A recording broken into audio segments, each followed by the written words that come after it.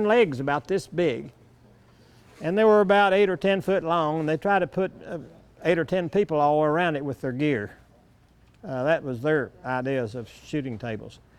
The South Africans, they had a little old thing on little spindly legs, and I used one of them, and the wind came along and turned it over and blew my rifle in a mud puddle behind me, and then back at the 1,000-yard line, it blew over down a rock wall and bent the sights. And so if you ever get a chance to develop your own that you can travel with and use it all the time when you're shooting, go into matches and water and get familiar with it, it's just like any other tool.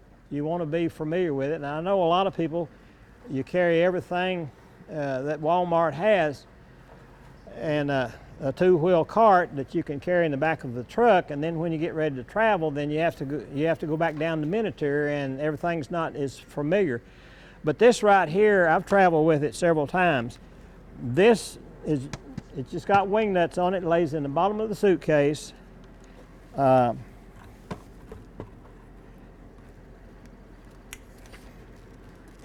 This retracts, that retracts, and it lays in the suitcase as well, the whole thing. One thing I like about this particular stand, see this spike here on the bottom?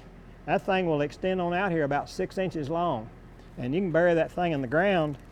And if you spread it out real good, it's pretty tough. It's been in some real winds. So that's an idea. The other thing is your shooting kit. It's over here. Hand that, Cindy, hand that to me. Everybody's got different ideas, and this is sort of a show and tell, and I'm just showing you what I do. This is an old scope case. And in the case, you got your rack here. You can put enough bullets and powder and everything in there to do an entire day's shooting.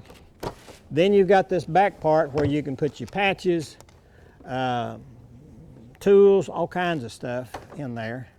And it weighs practically nothing. Sits right here when you open it up. And to keep it from blowing it off, you can attach it right here, like this. And that makes a good sturdy setup. Then, you're always going to get into a situation, possibility of getting into a situation of rain. And what do you do as far as rain is concerned? Well, I've thought about a lot of different things, but this to me is one of the simplest things.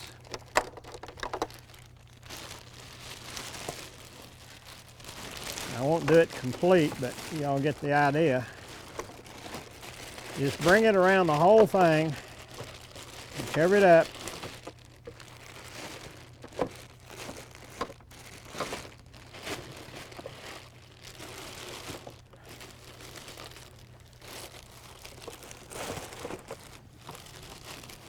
All right. The rain can't get in there, but I can see what I'm doing. I can reach in there and I can get my bullets, I can get my powder. And I would suggest over your rifle, when it's in the stock like that, to use a balloon. I take a 35mm film canister, and it's notched out for the front sight that I just set over the barrel while you're waiting to get your stuff. And there's going to be times when you're shooting and it's in the rain, and you got to get that powder down, and you got to keep your funnel dry. If you use a little short funnel, just keep it in your pocket. And it's raining, you reach in there, you get a vial of powder, you reach in, you get your dry funnel, and you stick it on there, and then you very carefully, because the wind can take and blow that powder off everywhere, or it can get wet, and then just cap it off with anything. Keep water from getting down in the barrel. But this makes it nice because it keeps the rain off, but you can reach in and see whatever it is that you need. it's lightweight, and then of course you've got your notches here to put your rifle, your cleaning rods, and whatever. So that's just my idea of a traveling shooting stand. Yeah, Bob. And doesn't each country have to supply a shooting? Yes, they do. Some supply something worthwhile, and some are. I'd go to the hardware store and make me something when I got over there if I saw that their shooting tables were not adequate. Because, I mean, carrying all that extra weight to Australia is no fun. Well, I have an advantage in my wife's going with me. If you're traveling by yourself, it becomes more difficult as far as the weight. But if you're traveling with your wife, then you got the extra baggage, and so Mine's a little lighter. right. But that's just that's my idea, and it's worked. And then this right here, you've got your up scope. You got a scope that sits right on there, so when you're standing there and you're looking down range, your target comes up and you're getting your stuff, you can look right down and see what's going on and just keep on with your loading instead of having something separate. So most of you are going to be carrying an up scope anyway, and a scope stand, so all you do is just add a tray here in your box. So that's my idea. Ray's got a good one that he's come up with. I'll let him show his. This is without the influence of a furniture maker. This Vibram 570 tripod, and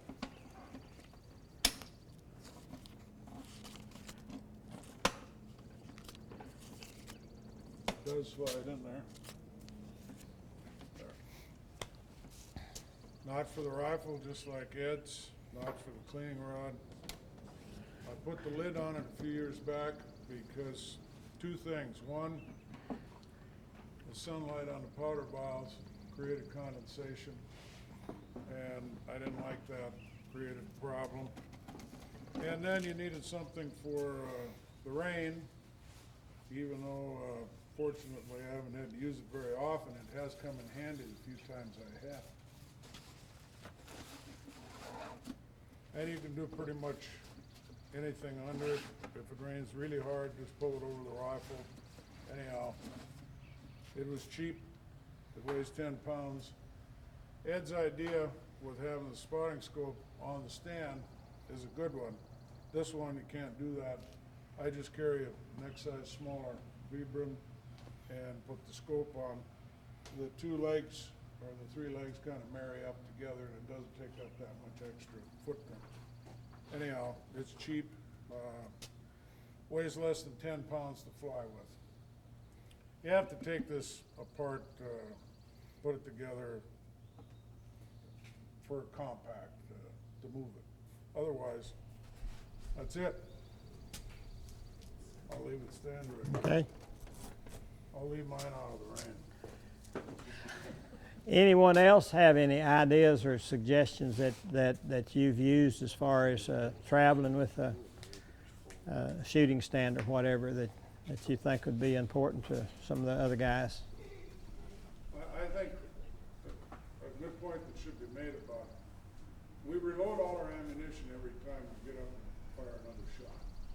And I had a 6th grade teacher once that said a habit is like a cable and we weave a thread each day. And every time you load and you have to modify your procedure because of a table that you weren't used to or a spread that wasn't familiar to you, it takes something away from or adds to the potential to make a mistake. That's why I went with it originally. I wanted the same one all the time, everywhere I went. Thank you, Ray.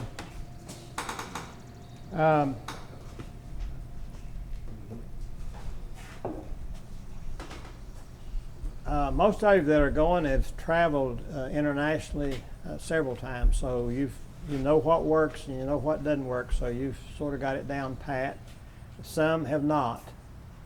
and I hope that some of the ones that haven't gone will share some of your ideas with the ones that haven't.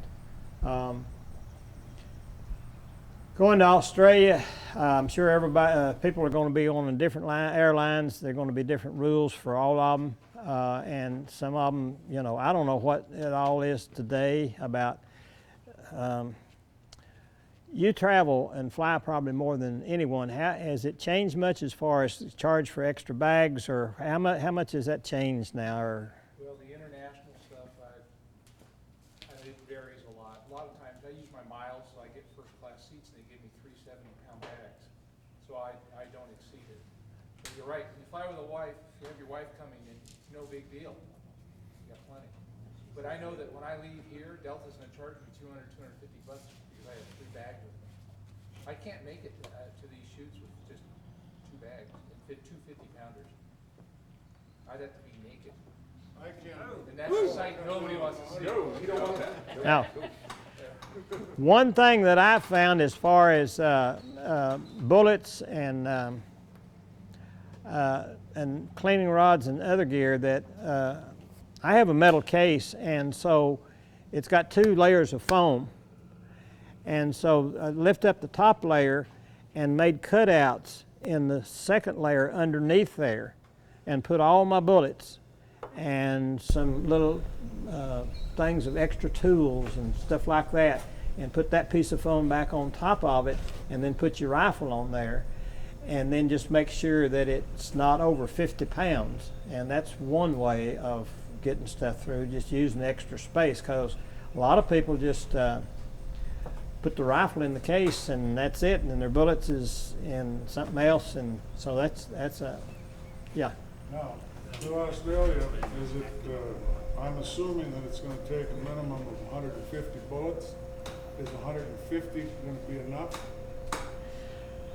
If Here- you shoot just a regular match, there'll probably be enough, but if you on the team, you're gonna need more. Here's the way I think you'll have to figure it. We've got a bunch of good shooters going to Australia. There's no doubt about it. And any one person, anyone going could be selected to be on the team. You could be on 2 teams. So you have to figure at, I'm going to shoot in the individual matches.